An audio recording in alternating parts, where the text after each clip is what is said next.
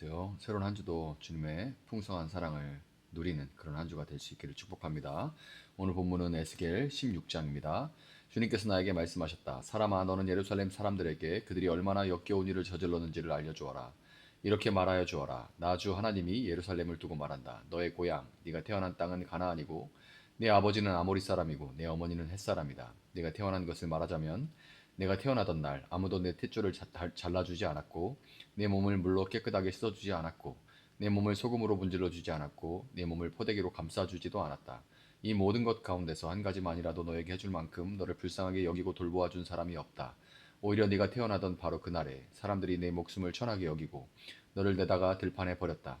그때 내가 네 곁으로 지나가다가 핏덩이로 버둥거리는 너를 보고 핏덩이로 누워있는 너에게 제발 사람만 달라고 했다.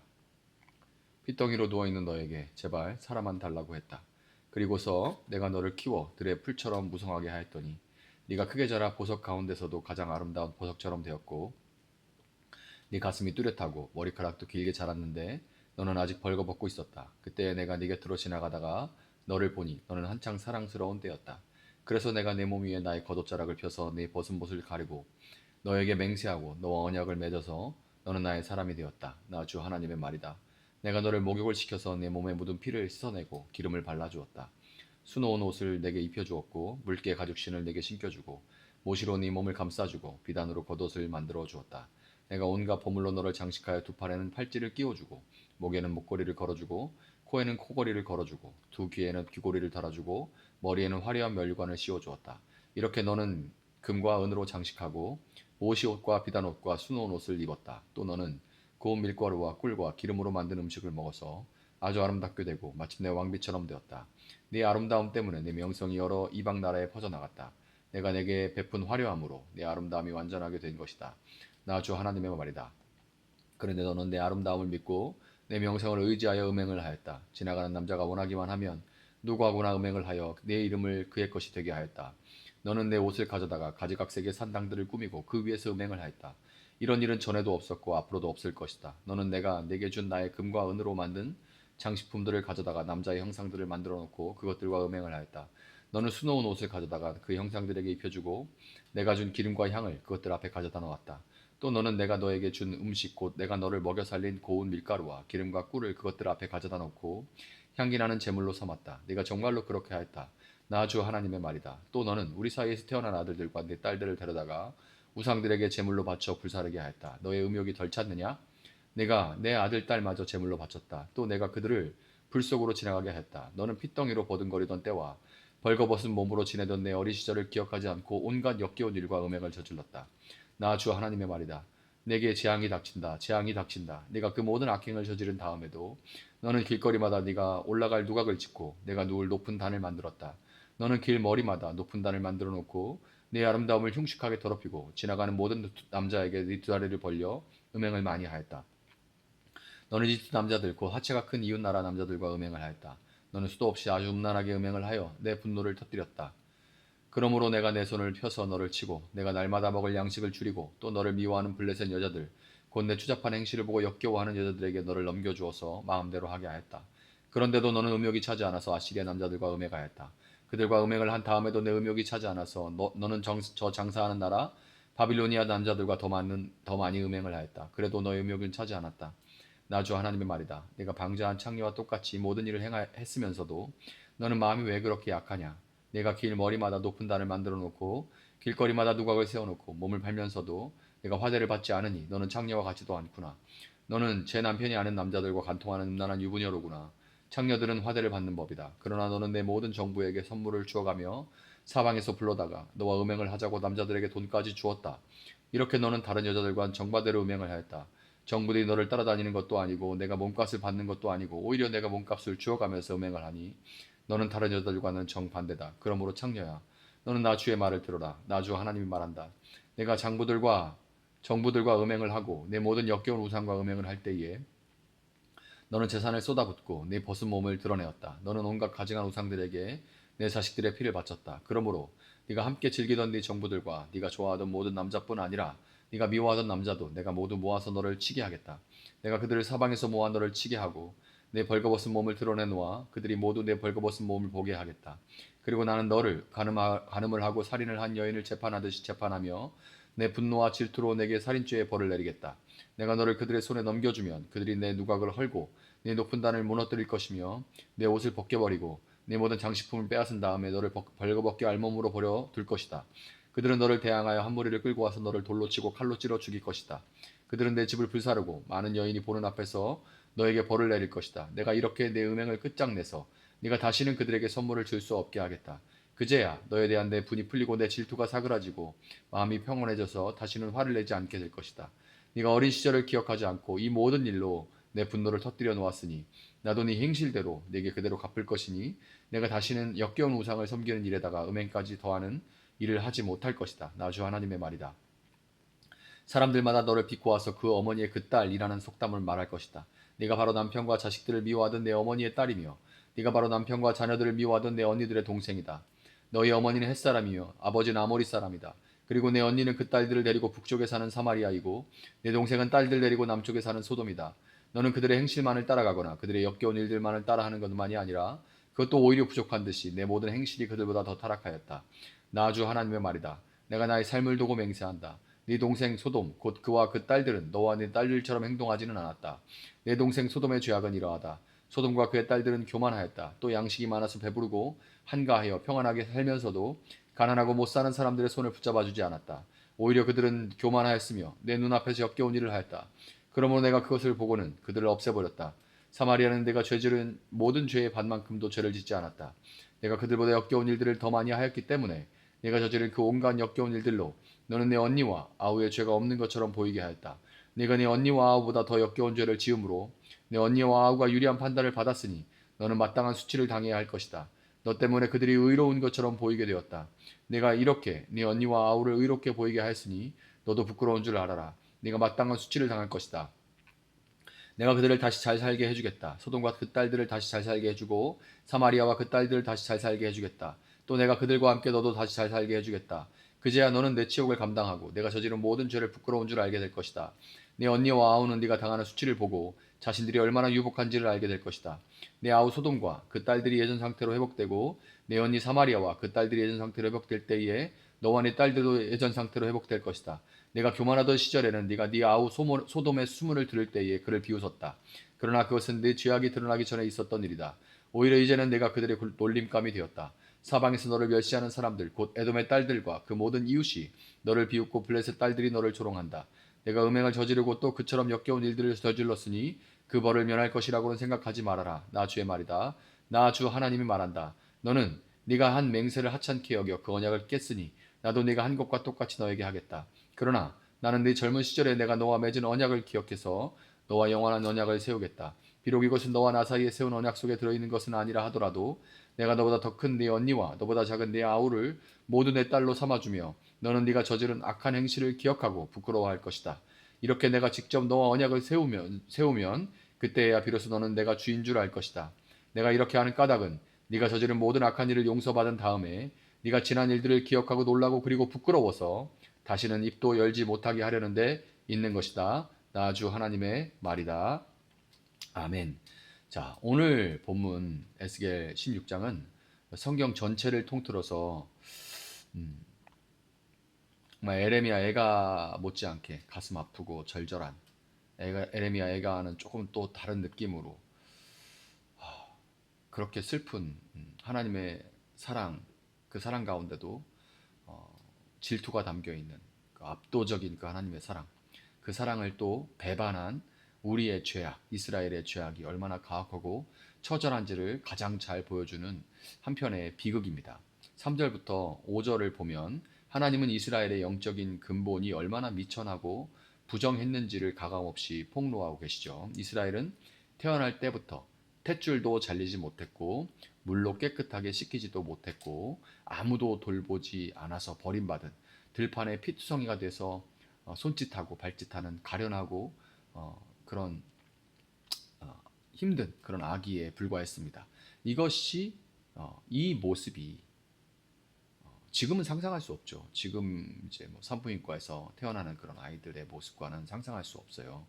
한 가정에 한 아이도 낳지 않아서 너무너무 귀한 그런 아이들이 아니라 저 어렸을 때 또 그 이전 그리고 아프리카에서 그냥 시골에서 막 아이 낳는 그런 장면들 보면 막 핏덩어리 막 이렇게 그런 모습들, 이런 아이들이 그냥 우리의 영적인 실상입니다. 부모도 없이 버려진 전쟁터에서 나와서 축복받지도 못하는 그런 아이들, 우리의 영적인 실상이죠. 하나님께서 이스라엘을 택하시고 우리를 자녀로 삼아 주신 것은 우리가 예쁘거나 자격이 있어서가 아닙니다. 하나님이 택하시면 결코 인간적인 어떤 조건이 들어가 있는 것이 아니에요.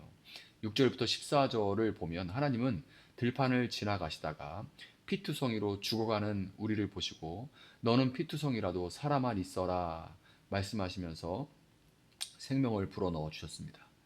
이 피투성이라도 살아만 있어라 라는 이 말씀이 오늘날 우리의 영적인 그런 상태들을 보시면서 또 여러 면으로 사회적으로 또 정신적으로 여러 가지로 힘들어하는 지체들을 생각하면서 너는 피투성이라도 살아만 있어라. 삶의 소망이 꺼지고 있고 그렇게 포기하는 많은 사람들을 보면서 하나님께서 던지시는 메시지 같아서 아까 본문을 읽으면서도 마음이 굉장히 울컥울컥 했는데요. 그렇게 너는 피투성이지만 그렇게 비참한 상태지만 그렇게 힘들지만 그러나 살아만 있어라. 제발 살아만 있어다오라고 말씀하시면서 하나님은 다시금 그 아이에게 생명을 불어넣어 주셨습니다. 그리고 여전히 그 피투성이어서 부정한데도 피가 이렇게 정리되지 않은 그런 모습을 이스라엘 구약에서는 부정한 상태라고 하죠. 부정한데도 불구하고 그를 보듬어 주시고 잘 돌봐서 아름다운 처녀로 자라게 해주셨고 더 나아가서 왕의 아내로 맞아 주셨습니다. 8절에 신랑 되신 하나님이 당신의 옷자락으로 여인의 이 벌거벗음을 덮어 주셨다는 것은 룻기에서 보아스가 룻에게 했던 것처럼 목숨을 걸고 이 여인을 책임지면서 영원한 결혼 관계를 약속하는 거룩한 상징적인 행위입니다. 하나님은 이 미천한 여인에게 화려한 옷을 입히시고 왕관을 씌우시며 온 세상에 그 명성이 자자하도록 가장 영광스러운 존재로 만들어 주셨습니다. 그러나 15절부터 22절에서 이 비극적인 이야기에 진정한 그 비극이 본격적으로 시작되죠. 왕비가 된 이스라엘은 자신의 근본과 주제를 까맣게 잊어버리고 그 아름다움을 이용해서 다른 남자들과 바람이 나버렸습니다. 신랑 대신 하나님의 심정이 되어서 이 구절들을 한번 읽어봤으면 좋겠어요. 내가 사준 화장품과 보석으로 얼굴을 꾸미고 내가 준 속옷과 겉옷을 입고 내가 사준 향수를 뿌리고 내가 차려주는 음식들을 가지고 다른 남자들을 찾아가서 그것으로 우상의 신당을 꾸미고 바치는 그 모습들을 상상해 볼 수 있기를 바랍니다. 심지어 신랑과의 사이에서 낳은 친자식마저 우상의 제물로 불살라버리는 끔찍한 일을 저질렀습니다. 23절부터 34절을 보면 이스라엘은 이집트, 아시리아, 바빌론의 신들을 경쟁적으로 수입해서 성전과 거리마다 음란한 신당을 지어놓고 영적으로 육적으로 간음을 행했습니다. 그들이 왜 하나님을 버리고 이방의 추악한 우상들을 이렇게 경쟁적으로 갖다가 그들을 숭배했습니까? 왜 그들을 찾아갔습니까?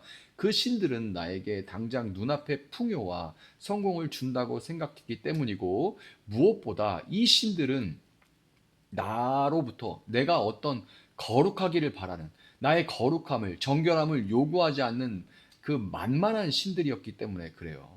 윤리적인 어떤 기준을 제시해 주지 않습니다. 그냥 내가 주면 기분 맞춰주면 바치면 나에게 내가 원하는 것들을 주는 그런 신들이기 때문에 그런 거예요. 관계성이 그렇게 중요하지 않습니다. 오고 가는 것이 중요한 거죠. 그런 신들이에요. 결국 이 우상 숭배의 본질은 인간의 끝없는 탐심에서 비롯된 것입니다. 우리는 흔히 49절과 50절에 나오는 소돔, 이 망한 이유가 단순히 동성애 때문이라고 생각을 하죠. 그러나 하나님은 소돔의 죄가 교만함과 물질적인 풍족함 속에서 가난하고 궁핍한 자들을 외면한 탐심이었다고 말씀하십니다. 동성애는 그 깊은 탐심과 타락이 겉으로 터져나온 하나의 증상에 불과했던 거예요. 유다는 소돔보다 더 악한 탐심으로 신랑 되신 하나님의 명예와 마음을 무참하게 짓밟아 버렸습니다. 사방에서 음행을 저지르면서 신랑의 가슴에 대못을 박았어요. 그렇지만 여러분, 이 참혹한 배반의 이야기 끝에 인간의 상상을 초월하는 하나님의 위대한 사랑과 그 사랑으로 인한 소망이 선포가 됩니다. 60절부터 63절을 보면 그러나 나는 네 젊은 시절에 내가 너와 맺은 언약을 기억해서 너와 영원한 언약을 세우겠다 하시는 하나님의 말씀이 나옵니다. 여인은 언약을 완전히 깨뜨렸지만 이 언약의 주체가 인간이 아니라 신실하신 하나님이시기 때문에 하나님은 그 아픈 모질고 아픈 그 배반의 눈물을 머금으시고 언약을 끝까지 지키시겠다고 선언하십니다. 실제로 이스라엘은 이 무서운 바빌론 유수의 심판을 겪은 이후에 역사 속에서 철저하게 우상 숭배를 끊어내게 됩니다.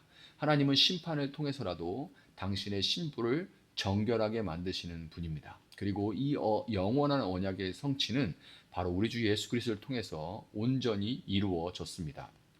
우리는 신랑 되신 하나님의 은혜를 저버리고 날마다 세상의 성공과 물질 또 나의 안정 이런 우상을 향해서 달려가던 음란한 여인이었습니다. 우리의 죄악은 하나님의 진노를 사서 마땅했고 영원한 심판의 버림을 받아야만 했습니다. 그러나 우리의 영원한 신랑이 되신 예수 그리스도께서는 신부의 부끄러운 음행의 죄를 들추어서 동네 사람들에게 돌에 맞아 죽게 하지 않으셨어요.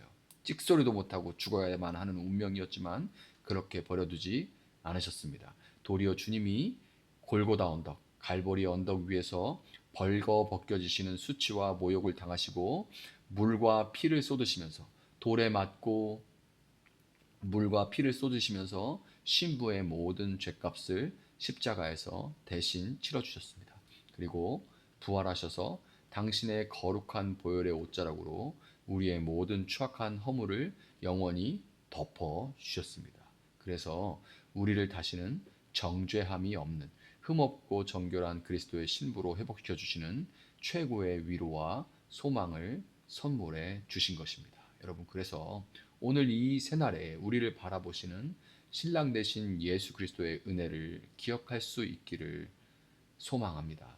우리는 더 이상 내 만족과 탐욕을 위해 하나님을 이용하려는 영적인 간음의 자리에서 서성거리지 말아야만 합니다. 피투성이 같던 나를 살리시고 왕비보다 귀한 신부로 삼아주신 주님의 그 십자가 사랑을 기억하면서 내 마음의 모든 우상들을 과감하게 내버려야 합니다.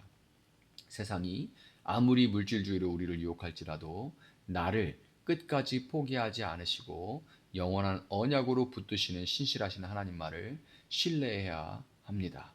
이 새날에 신랑 되신 주님의 따뜻한 옷자락 안에 온전히 거하며 오직 주님만을 향한 정절과 사랑으로 믿음의 길을 걸어가는 거룩한 주님의 신부들이 다 될 수 있기를 예수님의 이름으로 축복합니다. 잠시 기도하겠습니다. 사랑하시는 주님, 에스겔 16장을 대할 때마다 정말 가감없이 쏟아지는 주님의 그 사랑을 느끼게 됩니다. 정말 완전히 포기했다면, 다시는 보지 않을 거라면 이렇게 분노하시지도 않겠죠. 너무너무 사랑하기 때문에 그 사랑하는 만큼 이렇게 고통스러워 하시는 하나님의 그 아픈 마음을 느끼게 됩니다. 하나님을 제대로 알지 못할 때는 왜 내 인생이 이런가? 왜 내 기도에 다 응답해 주시지 않는가? 왜 세상은 이런가? 이런 것들로만 나의 입장만을 생각했지만 하나님을 알고 하나님의 마음을 대하며 어떻게 이렇게 악한가? 그럼에도 불구하고 어떻게 이렇게 참으시는가를 생각하게 됩니다. 하나님, 조금이라도 하나님 마음을 헤아리고 깨달을 수 있게 주님 도와주시고 우리 자신의 이 연약함과 악함을 위하여 돌이켜 기도하게 하시며 세상의 연약함과 악함을 위하여서 하나님의 마음으로 안타까워하며 기도할 수 있기를 바랍니다. 그리고 그 세상으로 나아가 기다리시는 하나님 아버지의 그 놀라우신 사랑, 아들을 주신 그 사랑을 증거할 수 있는 저희들 되어줄 수 있도록 도와주시옵소서.